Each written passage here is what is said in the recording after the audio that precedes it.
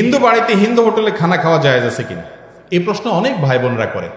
ভাই, আমি একটা কথা বলি যে আপনি কার বাড়িতে খাইলেন এটা দেখার বিষয় না, দেখার বিষয় হলো কি খাইলেন।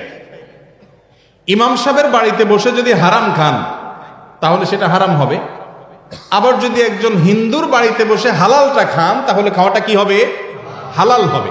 আপনি কার বাড়িতে খাইছেন সেটা দেখার বিষয় না, কি খাইছেন সেটা হলো দেখার বিষয়। কথা কি বুঝাতে পারছি? হিন্দুর দোকানে বসে খাইছেন কিন্তু খাবারটা হালাল, তো আপনি এটা খাইতে পারেন। কিন্তু দোকানের মালিক মুসলমান, খাবারটা হারাম, তাহলে সেটা খাওয়া কি হারাম। এখন কথা হলো যে যদি কোনো অন্য ধর্মের ভাই খাবারের ভিতরে কোনো হারাম মিশায় থাকেন আপনি জানেন, বা জোরালোর সম্ভাবনা থাকে, তাহলে সেটা আপনার জন্য খাওয়া যায় না।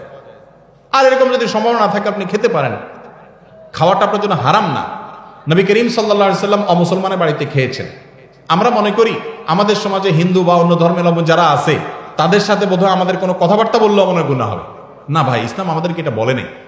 তাদেরকে বরং আপনার সুন্দর আচরণ দ্বারা ইসলামের সৌন্দর্য প্রকাশ করবেন। নবী করিম সাল্লাল্লাহু আলাইহি সাল্লামের একজন কাজের লোক ছিল ইহুদি, সেবক ছিল ইহুদি। আমি বলি আজকাল যদি কোনো ইমাম সাহেব যদি কোনো হিন্দুকে তার নিজের বাসায় কাজের লোক হিসাবে নিয়োগ দেয়, ড্রাইভার রাখে, চাকরি থাকবে ইমাম সাহেবের? অথচ আমার নবী করিম সাল্লাল্লাহু আলাইহি সাল্লামের কাজের লোক সেবক হিসাবে একজন ইহুদিকে নিয়োগ দিয়েছেন, এবং সে যখন অসুস্থ হয়েছে তিনি তার বাড়িতে দেখতে গেছেন।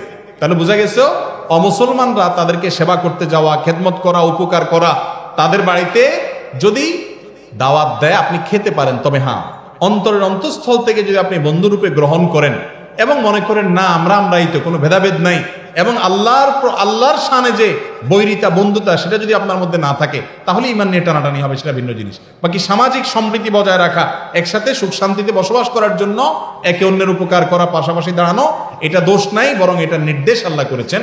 নির্দেশ করেছেন বলতে ন্যায়নিষ্ঠ আচরণ করতে আল্লাহ নির্দেশ করেছেন। লা ইয়ানহাকুমুল্লাহু আনিল্লাযিনা লাম ইউকাতিলুকুম ফিদ-দীন, এই আয়াতের মধ্যে আল্লাহ বলেছেন।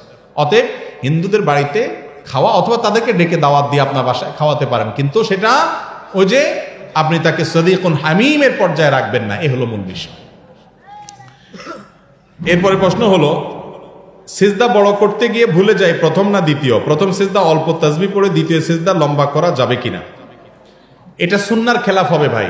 সুন্নাত হলো সিজদা প্রথমটা একটু দীর্ঘ হবে, দ্বিতীয়টা একটু কম দীর্ঘ হবে।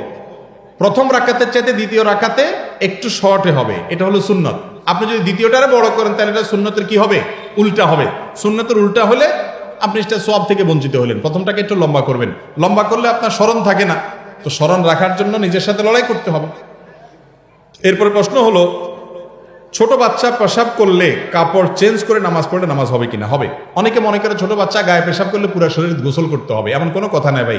যে কাপড়ে লাগছে শুধু ওই জায়গাটা ধুয়ে ফেললেন, কাপড়টা চেঞ্জ করলেন, বা কাপড় ওই জায়গাটা ধুয়ে ফেললেন, তাতে আপনার নামাজ হয়ে যাবে।